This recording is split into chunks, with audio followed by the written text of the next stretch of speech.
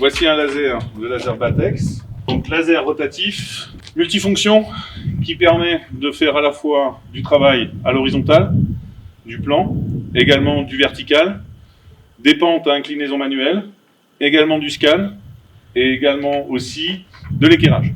Un laser rotatif, quand je l'allume, son premier travail, c'est de se mettre à niveau. Donc il va se positionner à niveau, de façon à ce qu'après, avec cette cellule de réception qu'il est fournie avec, qui est millimétrique, j'ai la possibilité de prendre mes références de niveau. J'ai plusieurs types de sons. Un premier son léger et un deuxième son beaucoup plus fort. À partir du moment où ma cellule vibre de façon discontinuée, c'est que je ne suis pas aligné par rapport à mon laser.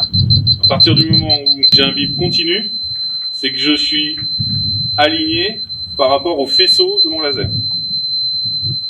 Comme je l'ai dit, ce laser est multifonction.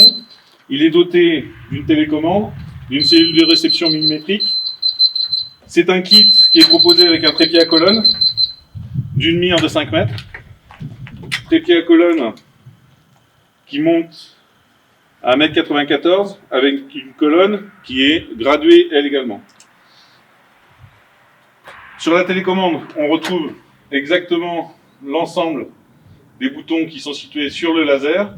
On peut travailler à la fois indépendamment, soit directement sur le laser, soit directement sur la télécommande. Donc j'allume mon laser se met de niveau. Donc ma cellule vous indique également les millimètres, comme on peut le constater ici. Cette cellule peut avoir plusieurs degrés de sensibilité.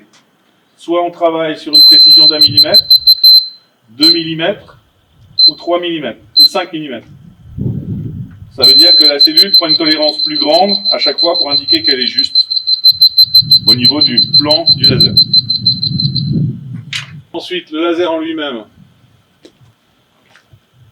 Donc différents boutons. Ici, nous avons le bouton tilt.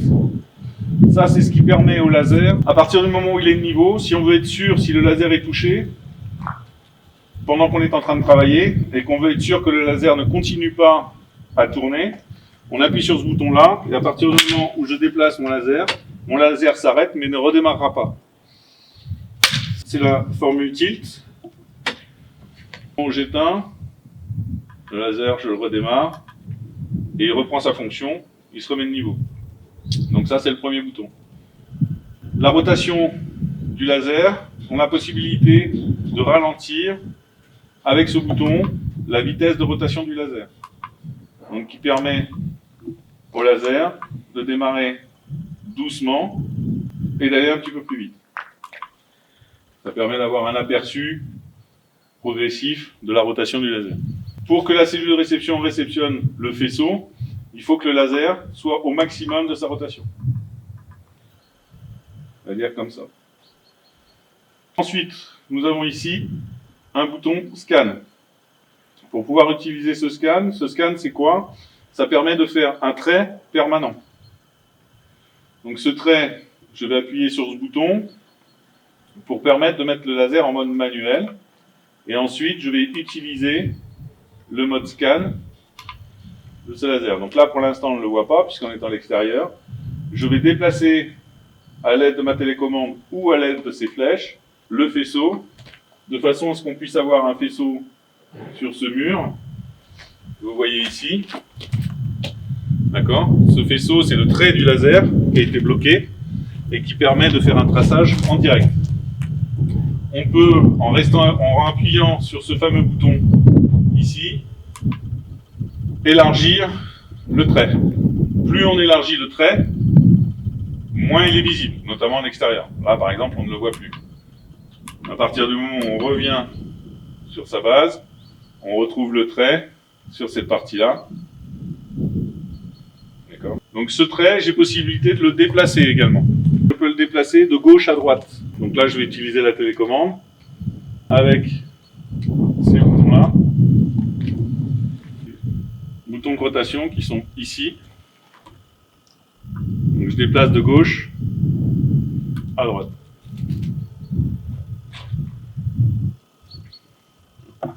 qui me permet après, par la suite, de pouvoir faire un tracé en direct de mon trait de laser.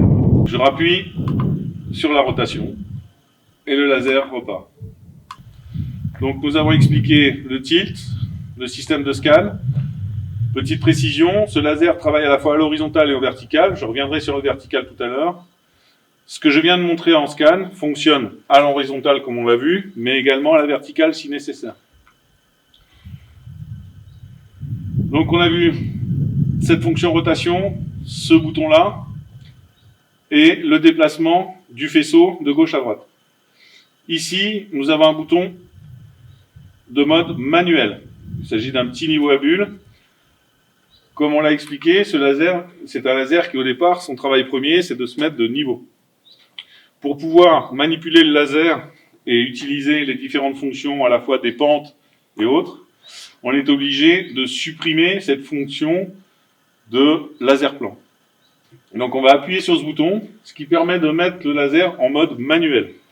Ça veut dire qu'aujourd'hui, je peux déplacer, incliner le laser, le manipuler comme je le veux, sans que le laser ne s'arrête. Ce qui peut me permettre aussi ponctuellement de pouvoir faire des rampants, par exemple, où je vais devoir incliner mon laser à 45 degrés pour faire ce rampant. Avec ce mode-là, j'ai la possibilité de le faire. À partir du moment où j'enlève ce mode manuel, le laser s'arrête, se repositionne et se remet de niveau. Nous avons expliqué tous les boutons de périphérie extérieure du laser. Maintenant, nous avons ces fameuses flèches qui sont là pour permettre à une personne de faire des pentes à inclinaison manuelle. Pour cela, première position à faire, c'est de savoir où est-ce que je souhaite faire une inclinaison, où est-ce que je souhaite faire une pente. Pour faire une pente, la première des choses, c'est d'orienter le laser dans l'axe dans lequel on souhaite faire une pente. Là, en l'occurrence, je vais faire une pente dans cette direction-là. Donc, j'ai ici une cible avec un positionnement X, Y, qui sont les deux axes sur lesquels je peux travailler et faire une pente. Je positionne donc mon laser, mieux est la ligne de fuite que je prends avec cette petite cible, meilleur sera mon positionnement de pente. Une fois que j'ai orienté mon laser, je le bloque, j'allume mon laser, je vais prendre la mire, prendre ma cellule de réception et me positionner à 1 mètre du laser, dos à la pente que je souhaite faire. Je vais considérer, ici j'ai un point rouge en haut et j'ai également un point rouge en bas. Ces deux points sont alignés. Je vais prendre donc le point de repère qui est ici, me positionner à 1 mètre. Je vais ensuite prendre ma cellule de réception et m'aligner de façon à ce que j'ai un bip permanent. Je vérifie toujours la bulle de nivellement qui est ici, qui me permet d'être sûr d'être dans mon alignement. Voilà. Donc là, je suis aligné à 1 mètre de mon laser, dos à ma pente, et ma cellule alignée à 0. Je vais considérer que je souhaite faire une pente de 2%. Je vais donc baisser ma cellule de réception de 2 cm. L'avantage de cette cellule de réception, c'est qu'étant millimétrique, j'ai un visuel direct de l'inclinaison que je lui ai donnée. Donc j'ai une indication de 2 cm. J'ai baissé ma cellule de 2 cm par rapport au plan initial que j'ai pris au départ.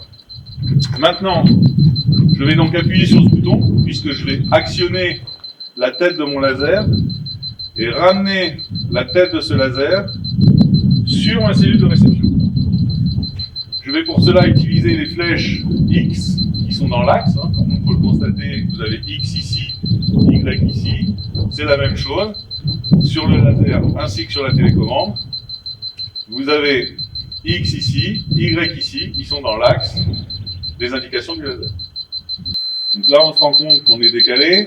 Je vais donc actionner la tête de mon laser de façon à revenir sur ma cellule.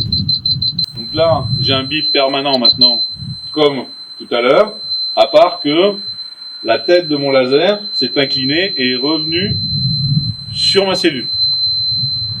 Nous avons donc fait une inclinaison de 2% de la tête sur une distance de 1 mètre du laser. Nous avons donc fait une pente de 2%. C'est valable, si je devais faire 3%, je ferais la même chose. Il faudrait que je baisse ma cellule de 3%, je baisse ma cellule de 3 cm et je viendrai m'aligner également. À savoir que si je devais faire également le Y, il faudrait que je procède à la même chose, c'est-à-dire que je repositionne mon laser sur cette partie-là, que je remette ma cellule à 0, que je recalcule 2 cm, que je repositionne ma cellule à 2 cm, et là, au lieu d'utiliser les touches X, je vais utiliser la touche Y, qui va me permettre d'incliner également ma tête à 2 cm. Voilà. Donc là, j'ai fait une inclinaison donc, de 2 cm sur cette partie-là, et de 2 cm au Y. Ce qui fait que dorénavant, en théorie, le point le plus bas de mon laser se situe ici, dans l'angle. On peut le contrôler avec le faisceau, en mode scan, qui se situe là.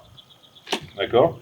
Vous allez voir qu'il va effectuer, en le déplaçant, il va aller plonger dans l'angle, là où est situé mon laser. Donc là, on voit bien que le laser se dirige dans l'angle le plus bas que je lui ai donné, c'est-à-dire cette partie-là. Je peux toujours manipuler comme je le souhaite la tête de mon laser, comme je veux, monter ou descendre comme je le souhaite, de façon à être sur le point le plus bas. Voilà comment on effectue une pente à inclinaison manuelle. À partir du moment où j'éteins mon laser, que je le rallume, celui-ci reprend son rôle premier, c'est-à-dire le plan. Il se remet en position horizontale de niveau. Maintenant, je vais procéder à la possibilité de faire de l'équerrage. L'équerrage, là, on bascule le laser en version verticale. Petite info, quand vous avez un laser comme ceci, très souvent, on a tendance à déplacer le laser, le faire tourner pour le remettre. Ici, vous avez la possibilité d'avoir un trépied à colonne. Ce qui est très pratique, c'est que vous avez possibilité d'enlever directement la tête de la colonne, qui est beaucoup plus simple, ce qui évite les chutes, puisqu'on manipule son laser, on dévisse et on peut remettre directement la tête du trépied sur le laser sans lâcher son laser et le repositionner à la verticale en toute sécurité. J'allume mon laser, donc la ligne de rotation qui était horizontale devient maintenant verticale.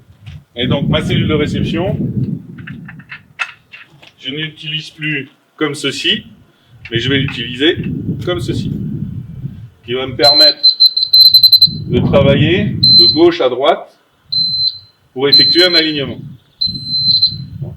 Alignement que je peux utiliser en hauteur, mais également au sol. Puisque le laser effectue une rotation sur l'ensemble de son axe. Donc là, quand je me mets ici, si je veux m'aligner par rapport à mon laser, je sais que là, je suis à la fois aligné, mais également d'aplomb. C'est pratique quand on veut poser des bordures ou quand on souhaite poser un piquet pour une clôture. Comme vous le voyez, vous avez donc la ligne de rotation qui est ici et vous avez également un point d'équerrage qui est ici. Entre ce point et la ligne, là, nous sommes à 90 degrés. Et de ce côté-là, nous sommes également à 90 degrés. On peut, si on le souhaite, à l'aide des flèches, déplacer ce point de gauche à droite. La ligne de rotation va se déplacer d'autant et venir chercher l'alignement de ma cellule directement